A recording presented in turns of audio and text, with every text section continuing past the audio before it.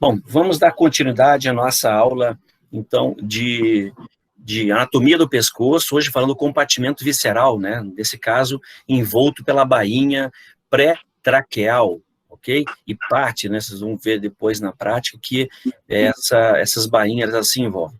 Por favor, se alguém tiver com o microfone ligado, por favor, desligue para ficar legal a gravação depois, tá bom? Vamos lá. Então, anatomia do pescoço, compartimento visceral, laringe, vamos falar hoje. Então, lembrando de novo aquelas faces, para ficar claro na cabeça de vocês aqui, eu tenho, então, gente, lembrando compartimentos, né, que é o visceral, vascular e o vertebral.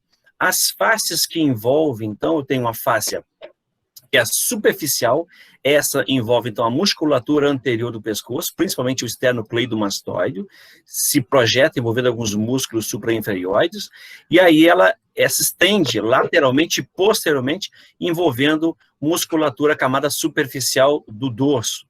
E aí eu vou encontrar a fáscia pré-vertebral. Essa fáscia pré-vertebral, então, pré-traqueal, desculpa, em laranja aqui, essa fáscia, então, ela envolve um compartimento que é o compartimento visceral que a gente fala hoje. A gente fala de laringe, de traqueia, da glândula tireoide, paratireoide, esôfago, tá bom? E lateralmente que eu vou encontrar a bainha carotídea envolvendo o compartimento vascular. Eu chamo de neurovascular por conta desse grande nervo que nós encontramos aqui, que é o nervo vago, né? Bom, e aí a pré-traqueal, a pré-vertebral, agora essa última, ela está, gente, veja, ela está atrás da fáscia bucofaríngea, atrás do espaço compartimento retrofaríngeo, que aqui não é falado, e vejam que ela se estende do corpo da vértebra, então, envolve toda a musculatura do longo do pescoço e musculatura dos escalenos, musculatura do dorso, tá? Os suboccipitais também. Então, esse compartimento muscular. Essa face, lembrando, a face superficial também chamada de face de Colli. Aqui, relembrando, então, hoje nós abordamos essa face aqui, que é a pré-traqueal, envolvendo compartimento visceral. Notem que tem origem aqui na altura da cartilagem tireoide, envolve a glândula tireoide, envolve a traqueia como um todo e se estende ao mediastino, tá? Posteriormente, nós encontramos, então, essa fáscia bucofaríngea, ok? Então, esse compartimento a gente vai abordar hoje. Começando, então, pela laringe. A laringe, então, é uma cartilagem, a laringe, na verdade, é composta por um conjunto de cartilagens ímpares e pares, né? Ela está topograficamente na região cervical aqui, vejam, e ela é importante, então, para a fonação, né? E eu observo uma íntima relação com o esqueleto cartilaginoso do pescoço. Ela compõe o esqueleto cartilaginoso do pescoço, então, onde são as cartilagens tireoide, epiglote e a cricoide, são as cartilagens ímpares, são únicas. Depois eu tenho pares, são as aretenoides, as corniculadas e as cuneiformes. Então, essas são pares. Elas mantêm ligamentos entre elas, mantêm relação com o ocioide que está aqui, mantém relação com a traqueia inferiormente e com a musculatura da faringe. Ela fixa, então, o constrictor inferior da faringe, né? A laringe participa. Então, nós vamos abordar hoje a topografia, a morfologia de cada cartilagem delas, a musculatura intrínseca da laringe, e também vamos falar, então, da irrigação, drenagem venosa e da drenagem linfática, também da inervação, tá bom? Então, essa íntima relação é importante aqui, ela situa-se mais anterior, então ela é bem superficial, palpável na superfície, e essa proeminência laringe aqui, vulgarmente conhecida como pomo de Adão. Então, essa proeminência laringe que é bem evidenciada, né, no homem, e com pouca proeminência na mulher. Então, por conta da angulação que existe e que é diferente entre o homem e a mulher. Tá bom? Então, vejamos, a cartilagem, as cartilagens da laringe, elas estão delimitadas entre C3, a vértebra C3 e C6, tá? Então, essa é a delimitação. Lembrando que a margem superior da cartilagem tireoide, ela também é ponto de referência, né, para a bifurcação da carótida, que nós vamos falar no compartimento, então, vascular, então, na bainha carotídea. Então, o glomus carótido está nessa altura, o bulbo carotídeo, seio carotídeo, nós encontramos exatamente nesse nível. Então, C3 a C6 é o nível das cartilagens da laringe, ok? Quanto mais superior, então C3 e C4, a cartilagem tireoide e a cricoide, então, entre C5 e C6. Aqui ela serve, então, a laringe para a fixação de músculo, como eu falei, nessa linha oblíqua da cartilagem tireoide e também na cricoide. Então, o músculo constrictor inferior da faringe. Nota essa imagem, como ela é interessante, abordando aquela RAF faríngea, né, que sai lá do tubérculo faríngeo, que está exatamente no plano mediano, recebendo as fibras que são oblíquas, né, nesse plano, dos músculos constrictores da faringe, e revestida pela fáscia bucofaríngea depois. Em amarelo aqui, nós abordamos na última aula, então, o espaço retrofaríngeo.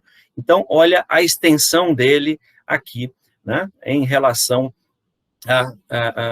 a faringe, mas também em relação à laringe. Então, veja, eu tenho um espaço retrofaríngeo também que se estende até, obviamente, C6, portanto, mantém uma relação aqui com o esôfago agora e mais anteriormente com as cartilagens da laringe.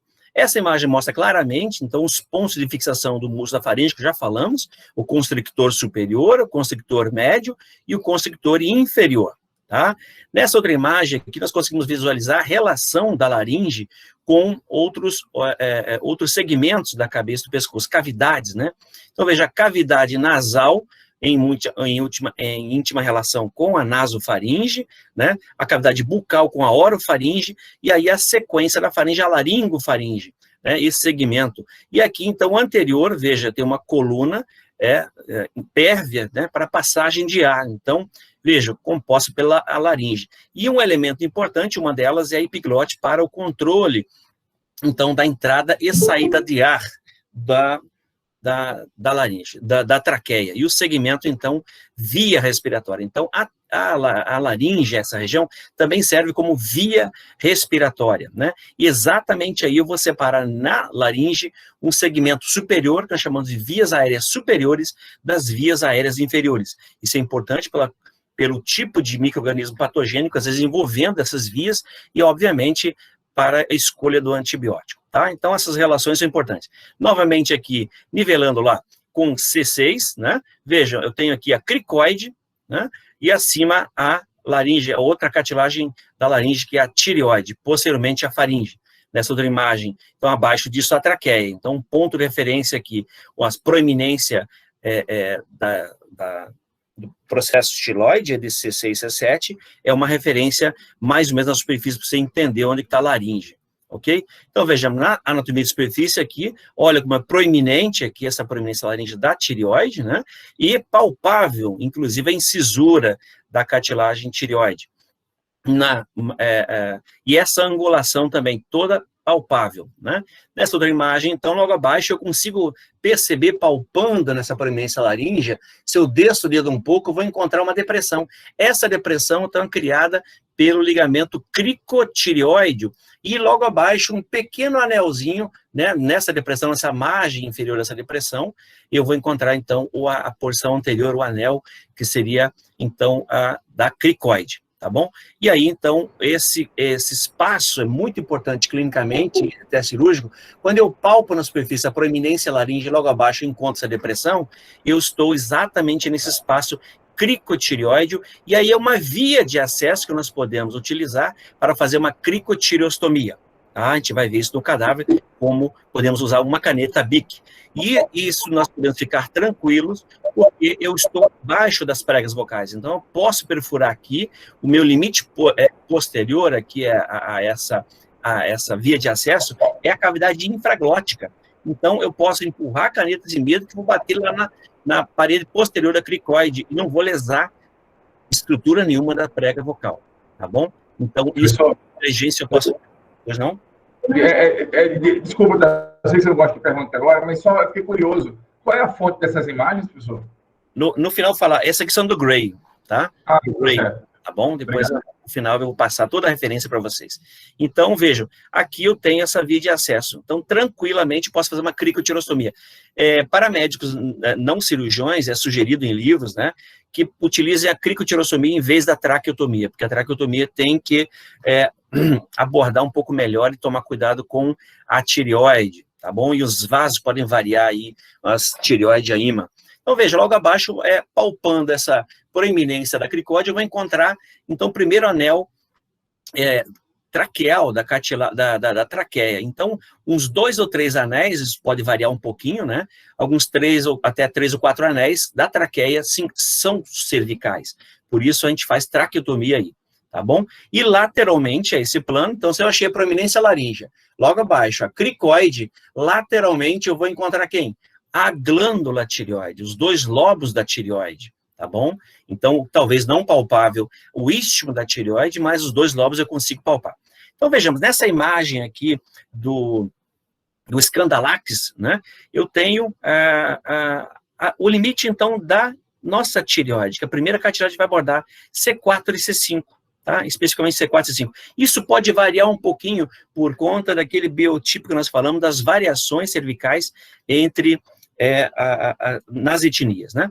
Então, já falamos dessa musculatura que se prende a cartilagem tireoide, né? A primeira cartilagem que vai abordar. Nessa outra imagem, mais uma vez, chama atenção agora para um plano mais interno, um cóccix sagital mediano, observando, então, essa relação, tá?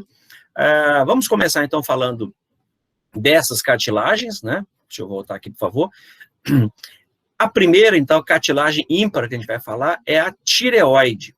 Depois vamos falar da cricoide e da epiglote.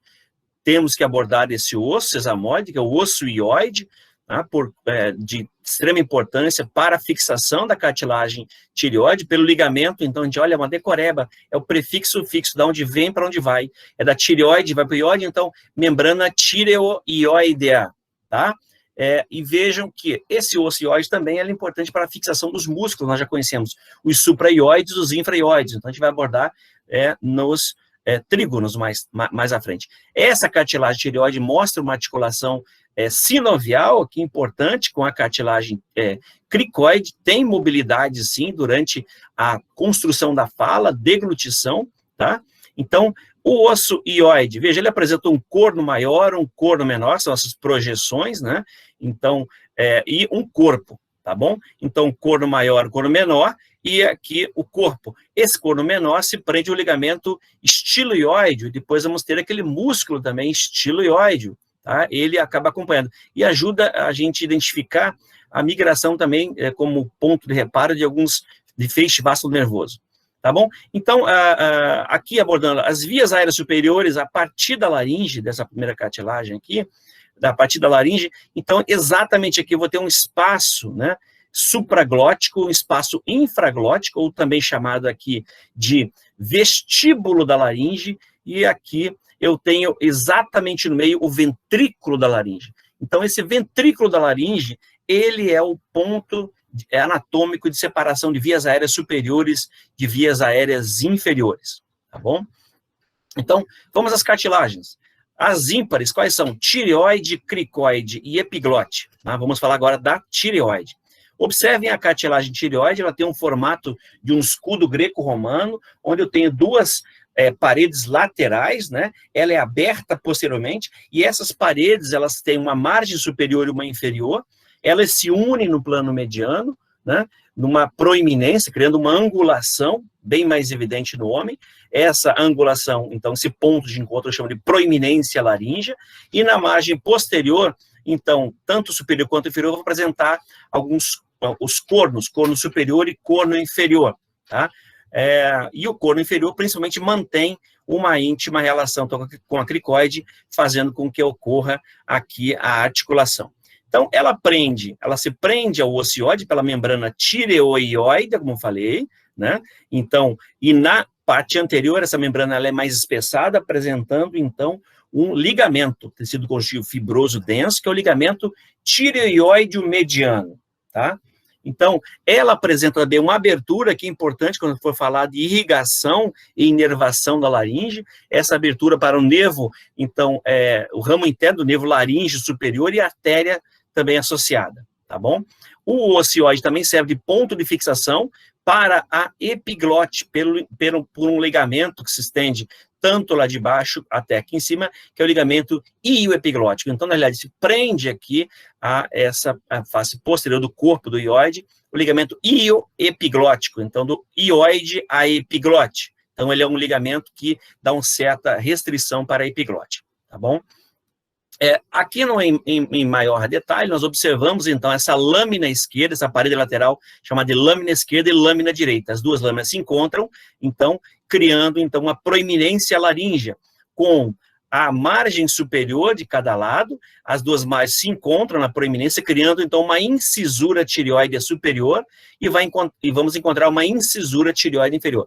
A incisura tireoide superior, então, ela é palpável. Se eu achei a proeminência laríngea, correr o dedo um pouco acima, vão perceber que tenho essa depressão, né? Então, a proeminência laríngea.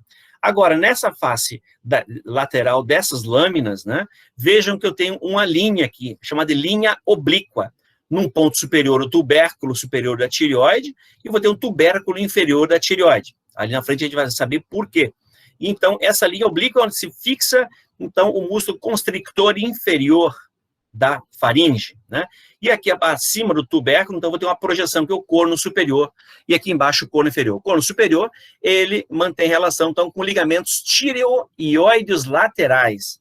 Então, entre a tireoide ao ióide. Então, essa tireoide, ela fica presa, né, em toda a sua extensão ao osso ióide. Notem que ela parece aqueles escudos do greco-romano, o escudo do choque, né, com duas lâminas, protegendo algo que está atrás. Na realidade, são as cartilagens pares, né, imprescindíveis para a fonação. Então, essas cartilagens ímpares têm uma função mais de estrutura, de proteção, de fixação das outras cartilagens que são mais funcionais, né? Então, são as cartilagens pares. E aqui, está presa, então, em toda essa margem superior aqui, por quem? Pela membrana tireoidea, posteriormente pelo ligamento tireoideo lateral. Inferiormente, então, o corno aqui inferior, ele mantém uma faceta articular paracricoide, né? Uma superfície, ela é medial. E aí mantém uma articulação sinovial plana, há um deslizamento aqui, há sinóvia aqui. Vejam, aqui nessa vista anterior, uma vista superior, na verdade, o ângulo da tireoide, então, vejam, ela é em torno de 90 a 120, né? Aqui, nessa vista superior, eu consigo evidenciar uma proximidade entre os cornos inferiores e são mais distantes os cornos superiores. Então, a distância entre os superiores é maior do que os inferiores. Então, esse ângulo aqui é bem mais agudo no homem, então, ele é diferente no homem e a mulher, né? Então, vamos às cartilagens ímpares ainda, agora falar de quem dá epiglote.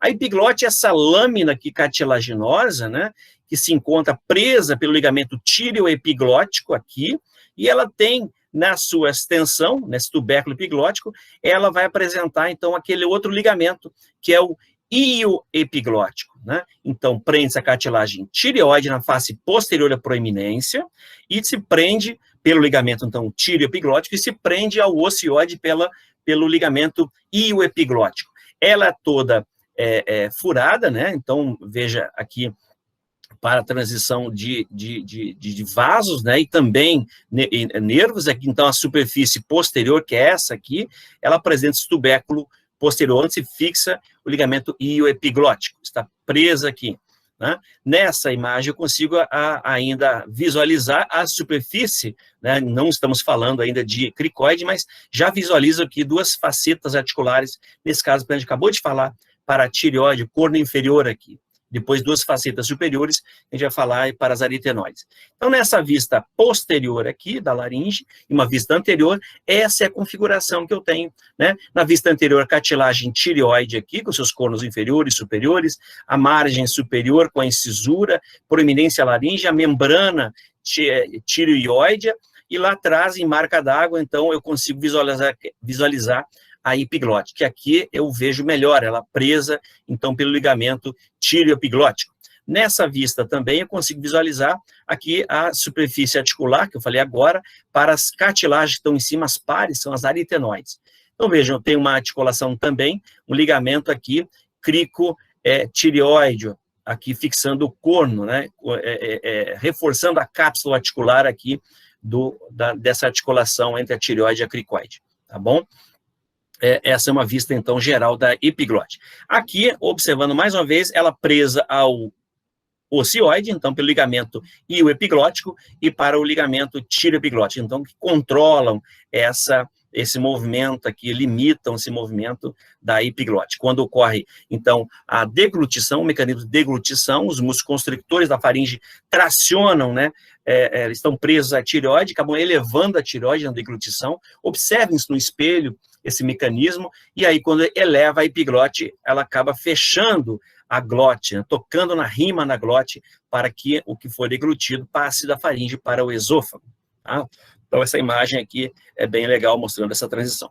Vamos falar, então, agora da cricoide. A cricoide, então, é essa cartilagem que tem um formato de anel completo, né, onde a tireoide é incompleto, aqui ela tem um formato de anel completo. Então, imaginem como se fosse o dorso do anel, né, normalmente o anel, ele é mais largo e, geralmente, por uma questão de conforto, na face inferior do anel, no dedo, ele é mais estreitado. Então, imagine, então, o anel, a parte anterior, esse arco, a porção anterior, ela é mais estreita e posterior mais alargada, mais robusta.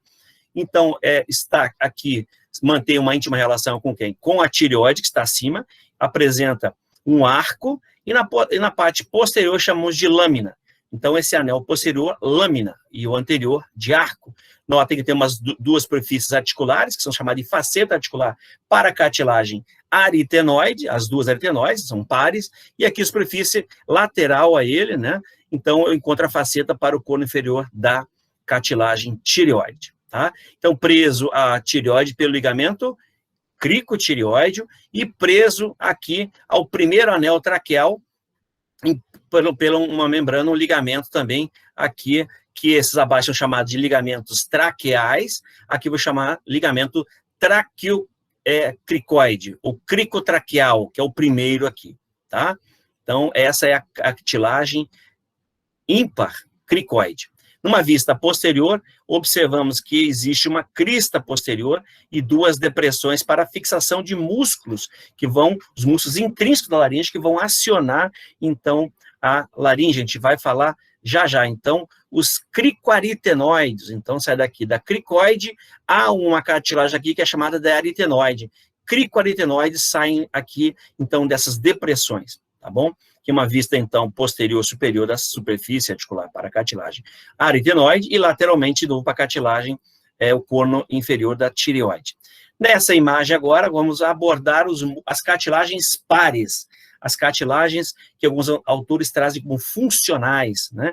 Porque se prendem a ela, então, ligamento vocal, músculos que acionam essas pregas vocais e você constrói, então, a fala. Temos aí a fonação. Então, as cartilagens mais íntimas da fonação. Então, as aritenoides são essas duas aqui, tem um formato de cone, né? Então, são chamadas de cuneiformes aqui. Então, veja, tem um formato de cone, uma base e um ápice. Lembrando que a base mantém relação com a superfície articular para ela na cricoide, né? E aqui, vocês podem perceber que na face anterior, então, vejam, eu tenho aqui, digamos, uma face cuneiforme, ou também um formato triangular, nessa margem anterior, digamos, então eu tenho duas superfícies, uma superfície anterolateral e uma superfície medial.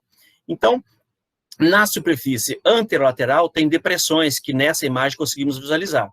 Então, na vista lateral dessa cartilagem aritenoide esquerda, eu consigo visualizar aqui uma depressão para a fixação do ligamento vestibular. E lateralmente, depressão para os músculos vocais. Então, o músculo vocal se prende aqui, e na ponta eu tenho um processo vocal. Então, o ligamento vocal sai do processo vocal, de cada lado, né, vai se prender lá na tireoide, e eu tenho aqui um músculo que vai ao lado dele, vai margeando esse ligamento. Então, que é o músculo vocal.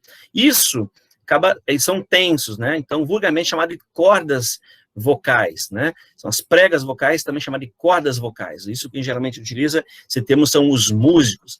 Então, vejam, Entre as duas depressões, eu tenho um processo muscular aqui, tá? Então, tem aqui formato triangular ou cuneiforme, forma de cone, tem uma superfície, uma base, né, com uma superfície base côncava, para articulação da cricoide, onde tem superfície lisa aqui, nessa marca d'água, e lá em cima a projeção, então, para duas outras superfícies, que são bem no ápice dela. Então, são para as cartilagens corniculadas, as cartilagens corniculadas, também chamadas de Sartorini.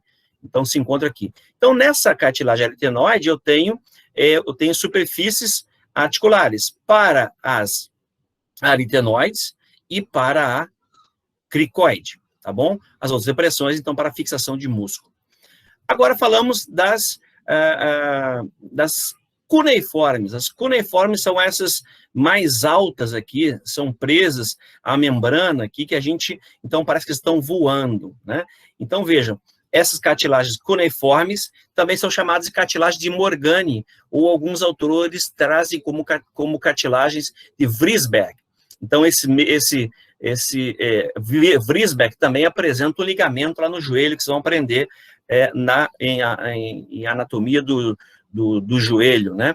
Então, vejam, essas cartilagens cuneiformes estão aqui mais altas, e as corniculadas, elas se encontram aqui então, repousando e mantendo uma articulação no ápice das aritenoides, né, com superfície articular para elas. Então, são as corniculadas. Vamos perceber que se prende estrutura mais à frente aí, tá?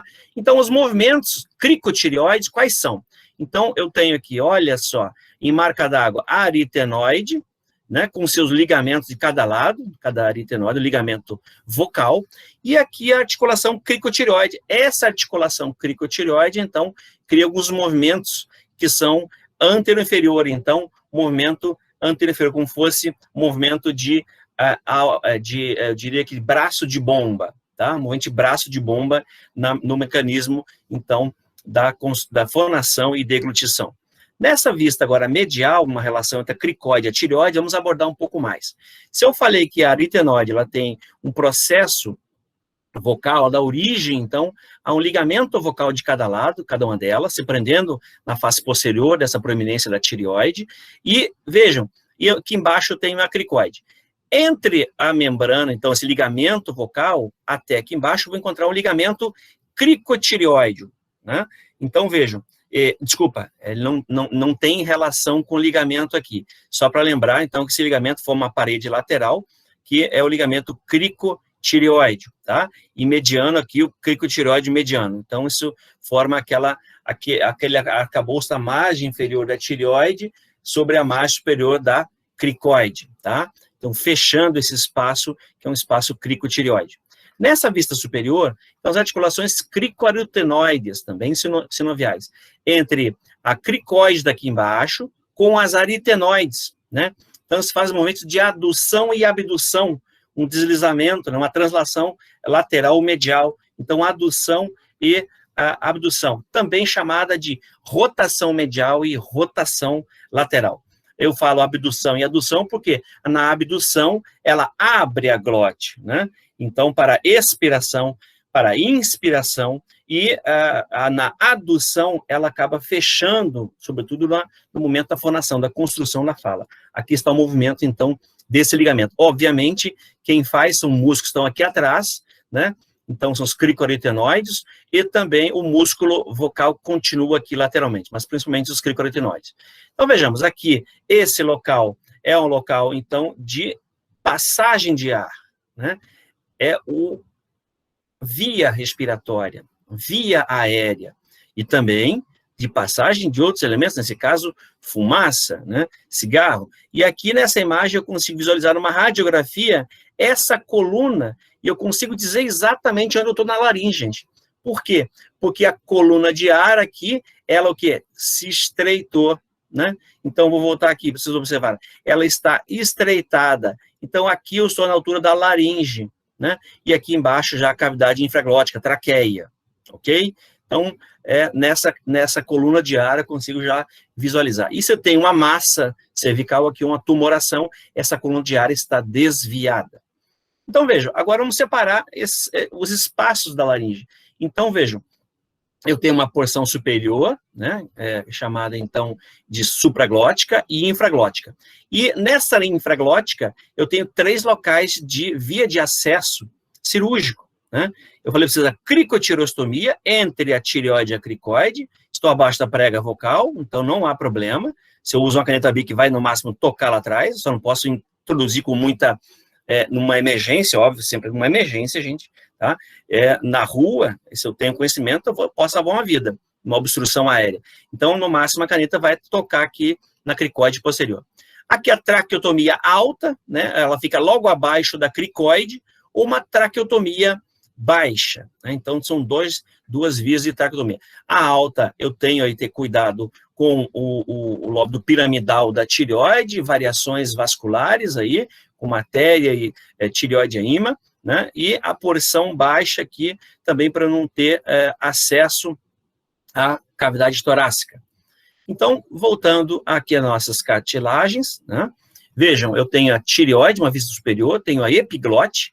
Debaixo do epiglote eu tenho lá o ligamento vocal que já conhecemos, né, medial.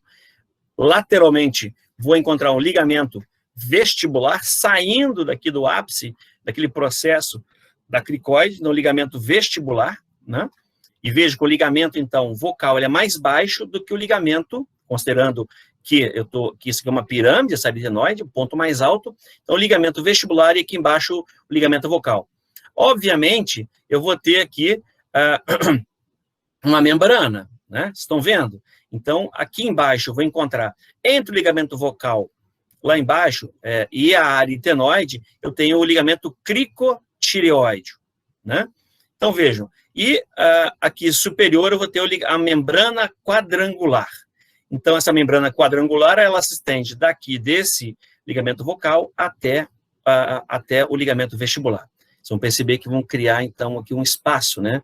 O ventrículo, vão perceber que temos a prega vocal e a prega vestibular mais à frente. Então, nessa imagem aqui, eu consigo já ter essa noção, né? Vejam, se aqui eu tenho a prega vestibular, que é mais alta, é aqui a prega vocal, o ligamento vocal, né? Veja, aqui eu vou ter aquela membrana quadrangular, né? Que eu mostrei agora para vocês. E eu acabei criando quem? O ventrículo da laringe. Aqui eu chamo de vestíbulo da laringe, aqui eu chamo de ventrículo da laringe. Vestíbulo antessala, né? E aqui embaixo o ventrículo, pequeno ventre, pequena cavidade. E logo abaixo, então, eu tenho um espaço infraglótico. Esse vestíbulo também é chamado de supraglótico, tá bom? Então, isso é imprescindível que nós tenhamos essa noção. E uma vista lateral aqui, eu consigo visualizar bem também dessa prega epiglote, depois a borda do corte da mucosa. Vejam aqui as aritenoides, né, os tubérculos corniculados, e onde encontra a cuneiforme. Agora nós encontramos o local dessa cuneiforme. Ela está presa aqui numa prega que se cria área epiglótica, da aritenoide à epiglote, né, e aí revestido de mucosa. Então, essa prega área epiglótica, eu vou encontrar o tubérculo cuneiforme com a cartilagem aqui cuneiforme. E aqui embaixo a corniculada, tá bom? Então, a gente começa agora a entender um pouco mais. E esse ventrículo da laringe, observem ele, que está lateral aqui, logo abaixo dele eu vou encontrar, então, um espaço infraglótico por membranas aqui, prendendo, né? Então, essa membrana protegendo, criando uma parede lateral aí da laringe. Nessa outra imagem, nós conseguimos separar aqui em C, aqui eu falei para vocês, os 3 espaços da laringe. Então, o vestíbulo aqui em azul, né? Eu tenho aqui a prega vestibular, a prega vocal, a ventrículo da laringe em verde, e logo abaixo a cavidade infraglótica, tá? Espaço ou cavidade infraglótica. Nessa outra imagem aqui no córtex sagital mediano, novamente verifico a epiglote, revestida por mucosa, depois reveste por mucosa, fica um pouco difícil? Não fica. Se você sabe o que tem por baixo da mucosa, como nós estamos falando, com a mucosa é mais fácil ainda. Então, você vai conseguir o que vai diferenciar essa mucosa hipervascularizada, e isso aqui é uma área de muitos profissionais utilizar. Então, ter esse acesso, um médico, o bucomaxilo, o fisioterapeuta na intubação, o enfermeiro, enfim, várias especialidades, o bucomaxilo, O dentista também visualiza essa epiglote, né? Quando se abre a boca, ou às vezes o paciente aprende um reflexo do vômito. Então, veja, a cartilagem epiglote, aqui revestida por mucosa. Aqui eu tenho a nossa cricoide. Logo acima eu vou encontrar, está revestida, mas seria a aritenoide. Aqui a corniculada e a cuneiforme. Entre a cuneiforme e corniculada, cria-se uma membrana, né? Membrana ariepiglótica, ou prega-ariepiglótica, ok? Daqui da corniculada lá para posterior, eu tenho o ligamento, que é esse, aliás, da aritenoide, prega vocal, o ligamento vocal com músculo vocal, revestido por mucosa, criando a prega vocal. E acima, eu tenho a prega vestibular. Então, eu criei prega vestibular superior e a prega vocal inferior. E aqui eu vou encontrar o ventrículo da laringe, tá? Esse ventrículo, então, um espaço em que, quando essa prega vocal e o músculo da laringe, ele na sua função da fonação, vibra, né, com o ar, vibra o ar que está passando, e aí faz um eco nesse ventrículo da laringe, por sua vez, obviamente, com espaço superior, e a movimentação da cavidade bucal, língua, você cria o som mais grave ou agudo, tá? Então, aqui a cavidade infraglótica e a relação da cricoide, a porção anterior, né, com a lâmina posterior, tá bom? Nessa imagem agora, o corte coronal frontal do néter, nós visualizamos, então, mais uma vez, a epiglote, cartilagem cuneiforme, né? Veja, quase que nivelada com o ocioide, e a sua membrana e o tireoide aqui. Eu vou encontrar exatamente aqui, na altura do ioide, por aqui, um pouquinho abaixo, aquela membrana, então essa membrana que tem uma abertura para a passagem desses vasos, são os laríngeos superiores, né? Ramos internos da laringe superior, nervo e artéria laringe superior, e a veia laringe superior, tá bom? Então, vejam, que dessa cartilagem aritenoide aqui, eu tenho revestimento, desculpa, cartilagem corniculada, cuneiforme, desculpa, eu vou encontrar, então, a mucosa revestindo aqui. Essa prega vestibular e aqui embaixo a prega vocal. Então, eu tenho aqui o ventrículo visto no corte coronal frontal, esse espaço, né? Logo abaixo, a prega, então, vocal. E aqui embaixo, então, a cavidade infraglótica. Notem a musculatura nesse corte coronal frontal. Então, o área epiglótico aqui, que a gente vai abordar ainda, o cricoaritenoide lateral, o músculo vocal, né, junto com o seu ligamento aqui, sendo lá da aritenoide, né? Então, essa relação é muito importante. Então, o músculo cricoaritenoide, vamos falar dos músculos agora. Esse músculo cricoaritenoide, então ele sai lá daquela depressão posterior da cricoide, nós já falamos, ele tem uma parte oblíqua e uma parte reta. A parte reta, ela seria um pouco mais superior, né, de cricoide para a tireoide superior, e a oblíqua ela é mais posterior e é mais alongada. A função do cricotireoide é da rotação anterior e inferior da cartilagem tireoide, na articulação cricotireoide, aquele movimento que eu falei para vocês de alça de balde, tá? Então, ele auxilia nessa movimentação. Já o cricoaritenoide, então, esse músculo cricoaritenoide é esse aqui, né? Então, ele sai da cricoide, né? E a aritenoide. O nome já diz, gente, olha lá, cricoaritenoide. Então, ele sai lá daquela depressão posterior que nós temos na cricoide. Esse cricoaritenoide posterior vai se prender lá na base de quem? Na base da aritenoide, ok? Esse é o aritenoide posterior, e eu vou ter um cricoaritenoide lateral, saindo lá da margem superior da cricoide a aritenoide, tá? Cricoaritenoide lateral. Cricoaritenoide, tá bom? Então, veja, esse cricoaritenoide, ele faz a rotação externa e a abdução da cartilagem aritenoide. Então, ele abre, no momento da inspiração, o ar passa, né? Então, a glote se abre. Então, a prega vocal acaba se abrindo, ok? Porque eu rodeio aqui, rodeio a aritenoide, o ligamento e o músculo acabam abrindo, abduzindo, né? Então, por conta da rotação que esse cricoaritenoide faz. Bom, logo acima, então, vamos encontrar o aritenoide transverso, esse músculo, então, se prende aqui de aritenoide e aritenoide, aquelas depressões na face lateral que nós falamos, da aritenoide, então, para o aritenoide transverso. E existe um outro aritenoide oblíquo, que acaba se cruzando aqui. Então, esses dois aritenoides, o transverso, então, ele faz a abdução, ele participa junto com o cricoaritenoide, o aritenoide transverso, a abdução das cartilagens aritenoides. Se eu estou abrindo, estou fazendo a rotação, né? E o oblíquo, então, ele funciona mais como um esfíncter do ádito da laringe, tá? A ádito a gente vai falar daqui a pouquinho, então seria o estreitamento, a abertura aqui. E o músculo vocal, tá aqui, gente, do ladinho, sai do processo vocal, da aritenoide, e prende a tireoide, corre do lado do ligamento vocal, tá? Envolto por mucosa, então eu tenho aí a prega vocal. Entre, então, esse ligamento e a aritenoide, então tem o ligamento cricotireoide lateral, tá? Cricotireoide lateral. Aquele outro era o cricotireoide anterior. Então, nessa vista lateral, agora o músculo tireoaritenoide. Então, esse tireoaritenoide, veja, sai lá da tireoide e vem até a aritenoide. Né? A função dele, então, é um esfíncter, um fechamento do vestíbulo e do ádito da laringe. Né? Então, ele se contraindo, ele reduz a glote, né? Então, ele fecha a parte, ele estreita a glote. Isso participa da fonação, quando se faz, então, uma expiração positiva, né? Então, pressão expiratória com controle, então, ele se contrai, mas os músculos acabam criando a fonação, né? Então, ele também é importante para os tons agudos e graves, ok?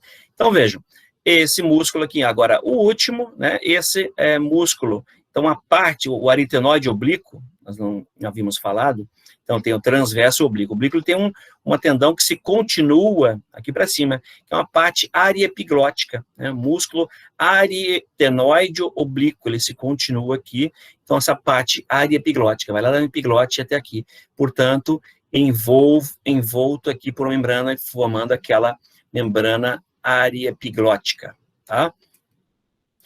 Que nessa imagem posterior, agora dissecado, né? Aqui uma imagem linda, ontem foi postado por uma colega de vocês no grupo, então, um dos livros que eu falei que eu acho espetacular, que é do Udo Schumacher, né? Então, esse livro de cabeça de pessoa é muito bom.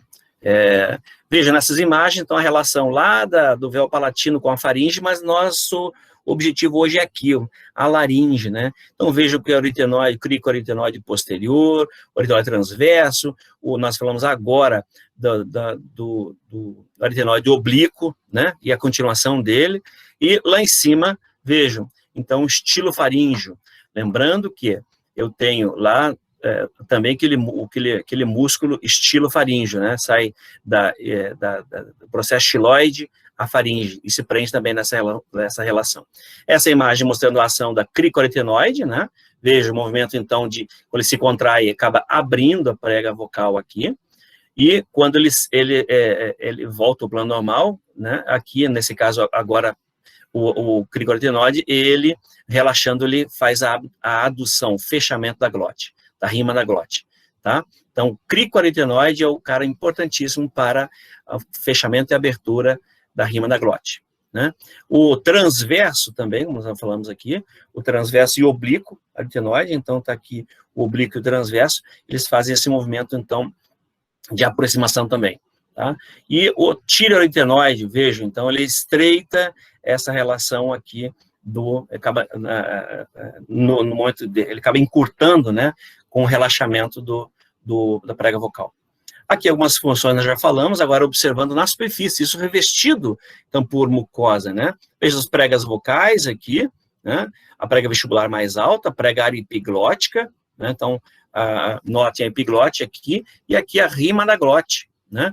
Veja numa laringoscopia, a epiglote, lá embaixo a prega vocal, aqui os tubérculos cuneiformes, né, a prega aripiglótica, dá para se ver tudo, né, gente?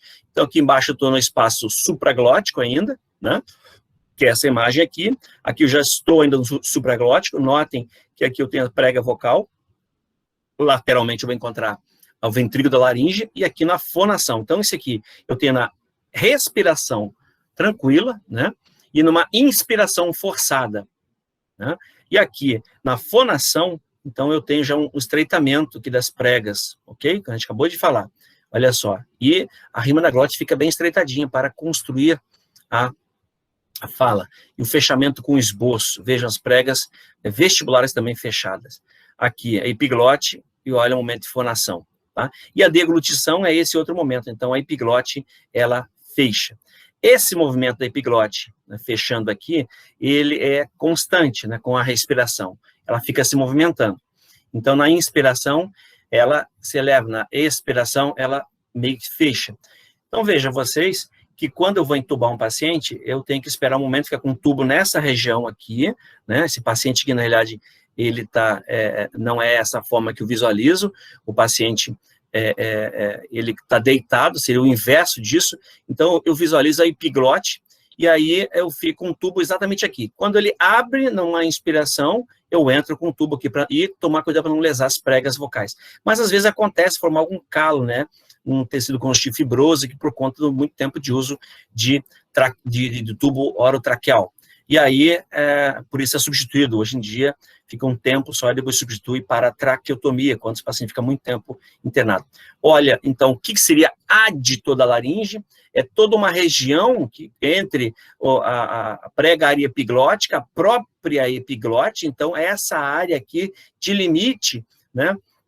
Então, da laringe, com a sua cavidade supraglótica.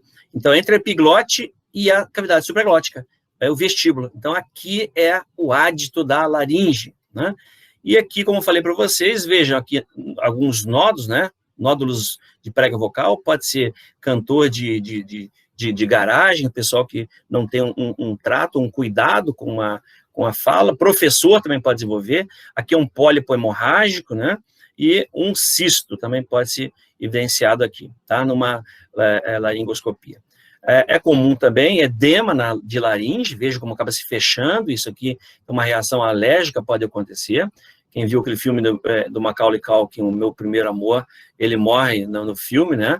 Lógico, todo mundo já viu o filme, então eu estou contando, dando spoiler. Ele acaba morrendo no final por um edema de laringe, tá? Vejam aqui um tumor ou cisto também na epiglote, isso deixa uma voz mais rouca, não só professor, também fumante, é importante, aí essa tumoração, já tem que pensar uma tumoração maligna, e aqui uma prega normal. Aqui o bilateral, 2 granulomas bilaterais nas pregas vocais, tá? Então a etiologia geralmente em adulto, né?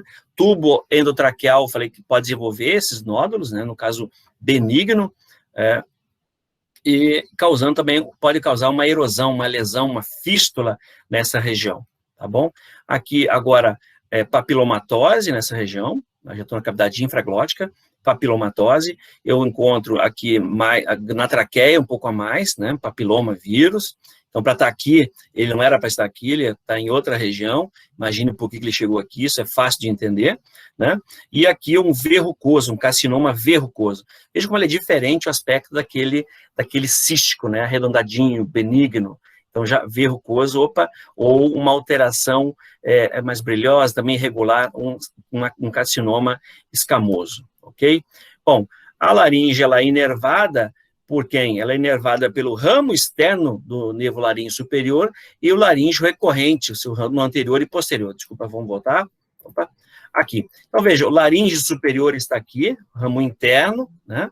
Então, ramos do vago, né? Então, aqui o laríngeo interno atravessando aquele ósteo na membrana tireoide, junto com a artéria laríngea, né? E aqui o ramo recorrente, que nessa imagem anatomia normal, ele está transitando entre um ramo superior e um inferior da tireoide, né? Da tireoide inferior. Então, o tronco tireocervical aqui, a artéria tireoide inferior, passando por trás dos grandes vasos da bainha carotídea, e abrindo em 2 segmentos para o lobo da tireoide, ele passa exatamente no meio. Nessa vista posterior, eu consigo visualizar lá o ramo interno do laríngeo, né, superior, junto com a artéria tireoide superior, seu ramo laríngeo, né, e para inervar aqui a laringe.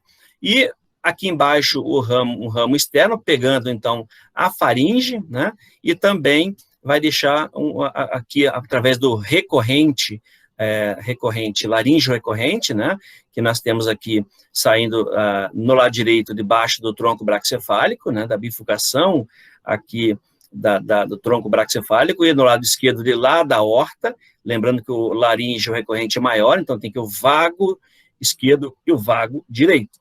E o recorrente direito mais curto, o recorrente esquerdo mais longo. Então, corre lateralmente aqui ao esôfago e a transição faringo-esofágica, inervando também a faringe e penetra aqui medialmente entre a tireoide e a faringe, a tireoide e a faringe, adentrando, então, para a laringe. Então, laringe recorrente. Esse laringe recorrente, aqui a imagem mostrando do direito mais curto, o esquerdo mais longo, né? E uma relação importante, né? O nervo laríngeo, então, um estudioso publicou um trabalho em um número de 100 peças, né? A variação do nervo laríngeo. Então, o nervo laríngeo recorrente direito, né? Ele está em torno aí de 64%, né? E no esquerdo, 77%. Agora, lateral à traqueia, né? Então, é 33% à direita e 22% à esquerda. Então, e anterolateral, 6 casos do lado direito e 4 à esquerda. Em um dos casos à direita, o nervo não promoveu recorrência. Olha isso. E aqui, então, a relação dele, né, com o esôfago, em 11 casos, e o que é mais comum, então, nessa região entre a tireoide, glândula e a traqueia, e também aqui entre traqueia e esôfago. Então, em 98% dos casos, ele transita aqui, mas ele pode estar mergulhando, às vezes, na tireoide. Então, esses casos aqui que é um risco, e esse aqui também é um risco na tireoidectomia, né, a retirada da tireoide, e o indivíduo volta afônico da cirurgia. Hoje existe um aparelhinho que o médico pode mapear esse nervo, né, durante a cirurgia, e aí evita a lesão. Bom, aqui uma vista lateral desse nervo recorrente, né, na área do vago aqui, não mostra a parte recorrente, do lado direito, sim, o nervo vago e o ramo recorrente aqui. Exatamente um ponto de reparo, ele é do lado do ligamento arterioso, ok? Então, vejamos, nessa outra imagem, chamando a atenção de novo do ramo laríngeo superior aqui, né? E alguns ramos para a faringe, e o laríngeo inferior, que aqui não aparece. Então, o laríngeo superior, eu tenho tanto o ramo interno, que entra aqui, quanto o ramo externo. Então, tem ramo externo e ramo interno do laríngeo superior, tá bom? Essa imagem daqui, muito bonita, o ocioide, veja a membrana, então o feixe vasonervoso, laríngeo superior, o ramo interno, e o seu ramo externo, vindo aqui embaixo para a cricotireoide, tá? Os músculos cricotireoides. E aqui embaixo o recorrente, né? Recorrente laríngeo, então ele adentrando aqui na lateral, então a transição faringo-esofágica e a tireoide, né? Aqui um corte sagital mediano mostrando a relação da epiglote, e lá o laríngeo, o ramo interno laríngeo superior, com seus vasos também chegando para a musculatura intrínseca da laringe, e a musculatura mais inferior recebendo, então, o laríngeo recorrente aqui, os ramos internos, então. A irrigação da laringe através da artéria laringe superior, que é essa que nós já mostramos aqui, que ela adentra aqui o ramo da tireoide superior, né?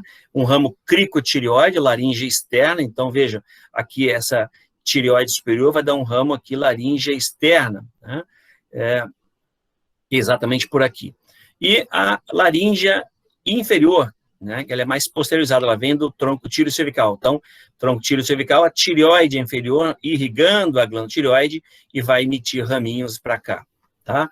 Para a laringe. Então, vem da laringe superior e laringe inferior. Superior da artéria tireoide superior e a laringe inferior da artéria tireoide inferior, tá? Opa, nessa imagem aqui, então, mostramos ela, mais uma vez, chamando a atenção para, então, essa laringe superior aqui, né? E a laringe externa para o ramo cricotireoide e esse ramo inferior, que já falamos, que é a tireoide inferior da laringe inferior. Pode ocorrer variações, gente? Pode. Então, aí um dos trabalhos que pode ser feito, né,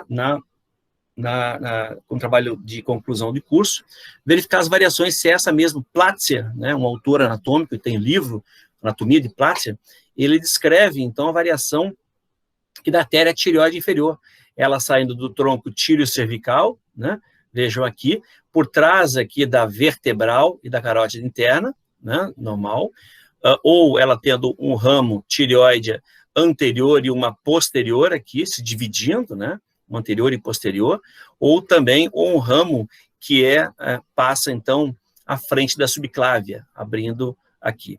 Tá? Nessa relação também existe uma variação do nervo laríngeo recorrente. Lembram que eu tenho ele aqui no lado direito, então, nesse caso, desse lado. Agora, um outro autor, o Lance e o Walsmuth, eles estudam o laríngeo. Veja, o laríngeo recorrente, normalmente, ele passa aqui, né, abaixo de quem? Da bifurcação da braquiocefálica, e ele transita aqui à frente, né, dos ramos da tireoide inferior. Né? E aqui uma outra variação, então ele encontra transitando, na frente dos ramos, aqui em A, em B ele está transitando posterior aos ramos da artéria tireoide inferior, e em C ele está transitando entre os ramos da tireoide inferior. Então, são variações que podem ocorrer. Então, o cirurgião bucomaxilo, o cirurgião de cabeça e pescoço, o estudante de anatomia, o anatomista, estudos anatômicos, podem verificar se isso existe em brasileiros. Então, nós estamos um povo bem miscigenado, né? E aí as variações podem ocorrer. E as variações podem ser maior ou menor. Geralmente são maiores. Diferem de outros países, né? Aqui um trabalho que eu publiquei, já postei para vocês, em cadáver, encontrei uma cartilagem, a lâmina lateral da cartilagem tireoide, né, de um lado delas, eu não tenho aqui artéria tireoide superior, então eu teria que adentrar aqui, o nervo está entrando aqui, né, o nervo está entrando aqui, o laríngeo superior, deveria estar entrando aqui também a artéria laríngeo superior. Nesse caso, essa laríngeo superior, ela penetra um forame, tem um buraco aqui, né? Então, veja, acaba entrando aqui na lâmina lateral. Então, imagine vocês, o cara vai tirar aqui uma tireoide, uma tireoidectomia, e leva uma surpresa com essa artéria, sangra rapidamente ali. Então, é uma variação que tem que estar em mente. Pode acontecer de artéria ou, às vezes, nervo também. Mas, geralmente, a artéria perfura a cartilagem. Durante a formação, então, dos arcos, acaba acontecendo isso. Uma variação que eu postei para vocês. A drenagem venosa da tireoide não acontece pelas veias tireoides superiores, né? Tireoides médias e tireoides inferiores. As tireoides superiores drenam, né? Tanto lá o ramo laríngeo superior, como a laríngeo inferior, eles acabam drenando também a tireoide. E aí, para a jugular interna. Usamos tireoides médios, que drenam a tireoide, e também pode ocorrer aqui um plexo venoso posterior, né, que são as por conta que estão aqui de baixo, né, nessa imagem do Netter, mas aqui no Drake eu consigo visualizar a laringe inferior de cada lado. Então, as duas laríngeas inferiores drenam para também outro padrão de variação que ocorre muito grande, para as tireoides inferiores ou para uma única tireoide, uma tireoide inferior, ok? Então, essa drenagem da laringe. A drenagem linfática, existe, então, um padrão que poucos descrevem, mas já foi descrito, né, que é um padrão em ampulheta, né?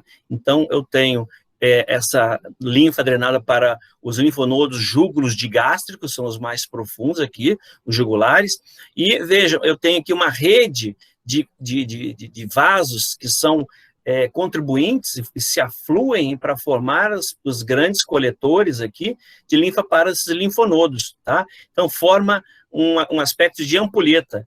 A parte superior para a região supraglótica, para os linfonodos mais superiores, e a parte inferior para os linfonodos mais inferiores, né? Então, a infraglótica. Então, esse é chamado de padrão ampulheta. Aqui um desenho clássico, que eu acho muito bonito, do Testila Target. Então, essa drenagem linfática desses linfonodos, quem são eles? São esses caras aqui, são júgulo-digástricos, né? Então, os jugulares, os profundos, eu tenho aqui uma drenagem superior aqui, que são os vasos linfáticos superiores, eu tenho os vasos linfáticos inferiores, né, que vem para cá, e os vasos linfáticos posteriores, que aqui não se apresentam, eles estão atrás aqui, então drenam para cá. Os vasos linfáticos posteriores, aqui, nessa região aqui, atrás, olha só, transitando os posteriores atrás de quem? Posteriores à tireoide, ok? E aqui os inferiores, número 2, são esses caras aqui, ó, tá? Então, os inferiores, aqui os posteriores, e lá em cima os superiores, tá? Ok? Então, os correlatos aqui, número 1, o número 2 e o número 3 lá para trás, ok? Então, existe uma sistemática também dos superficiais e dos profundos. Vejam, a região supraglótica, ela pode receber da região glótica, né? E aí drena para vasos linfáticos superiores, que se encontram aqui em cima, né? Esses superiores drenam para linfonodos cervicais profundos laterais, que é esse jugo de gástricos aqui em cima, que por sua vez drenam para ducto torácico direito. Agora, a região glótica pode drenar para a infraglótica, aquele padrão de ampulheta, né? Se for a drenagem anterior para os vasos linfáticos anteriores, que se encontram aqui, os pré-laríngeos, os pré-traqueais, debaixo dessa musculatura, e para os linfonodos paratraqueais mediastinais aqui embaixo.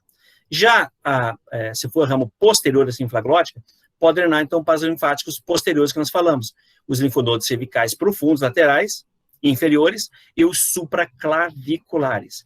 Isso encontra importância, essa visão conjunta, por conta da drenagem aí dessa região, e pode ser acometida por vários processos, desde a cavidade bucal e região cervical, com massas cervicais, tumores, tá bom? Então, aqui em verdinho estão percebendo os cervicais profundos, superiores, os inferiores em azul, lá embaixo, e os subentonianos lá em cima, os submandibulares, os pré-laríngeos em amarelinho lá, os paratraqueais e os pré-traqueais. Vejam, esses submandibulares, pré-laríngeos, paratraqueais e pré-traqueais estão envoltos pela fáscia profunda, envoltos aí pela lâmina então, traqueal, tá bom?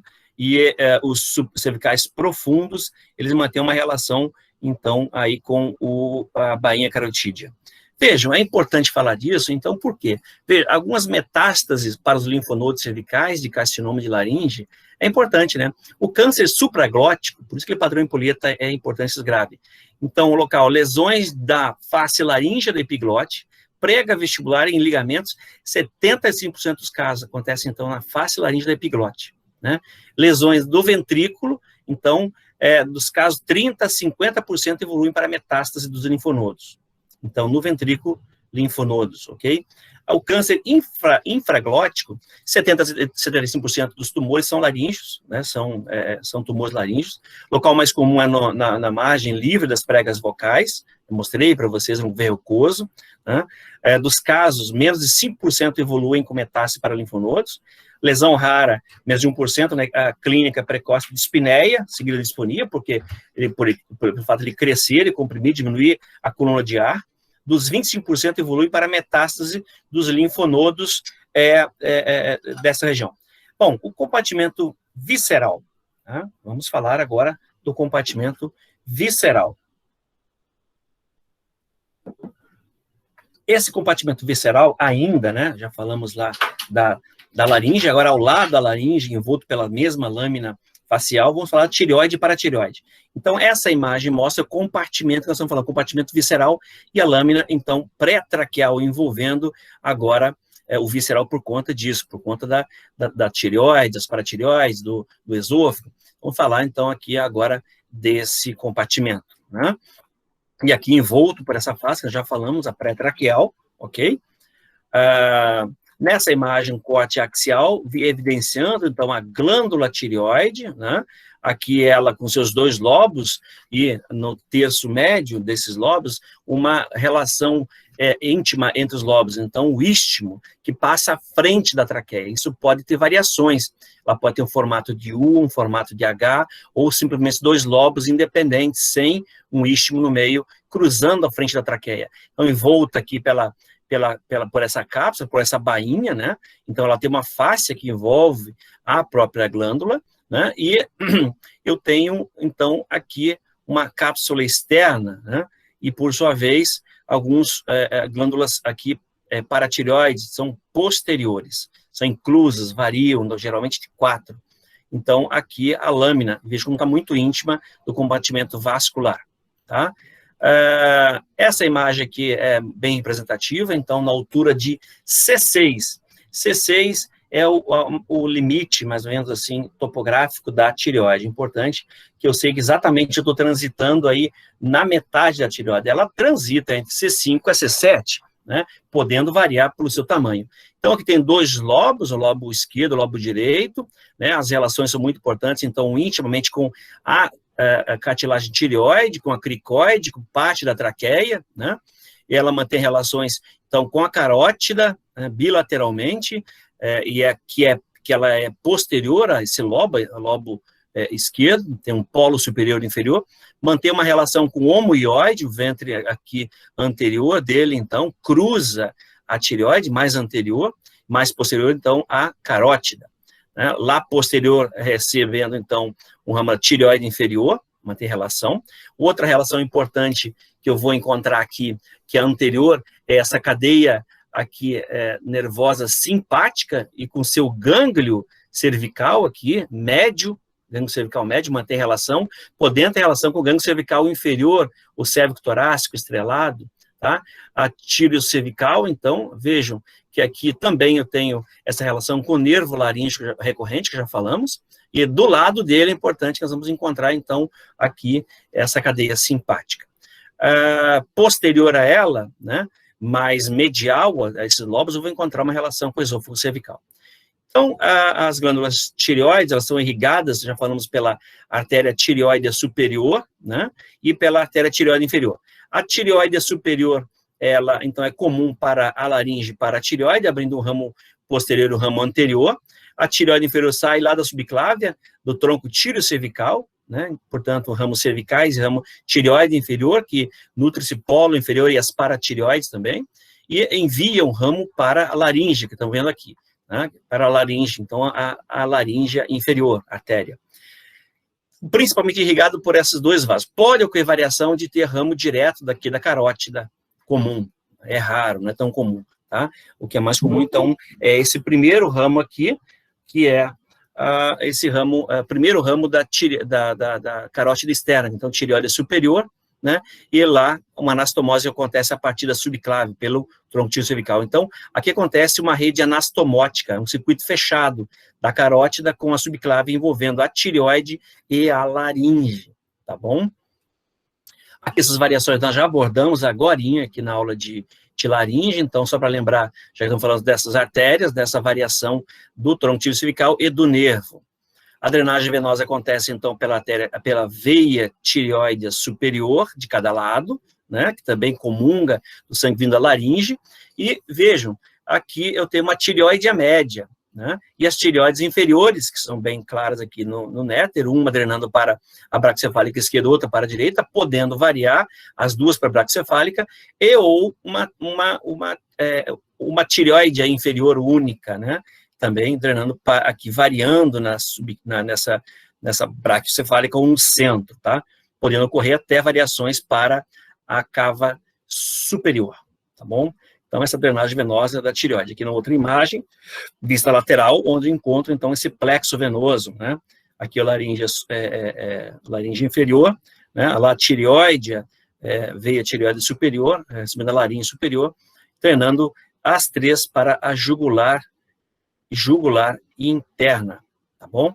Então, nós estamos drenando para a jugular interna essas veias aqui, a jugular superior, né, a média e a inferior, podendo, então, variar essa inferior, como falei para vocês, desculpa, a média, jugular superior e médias, pode ser mais de uma, né, para a jugular interna, e a inferior para a braquicefálica, tá?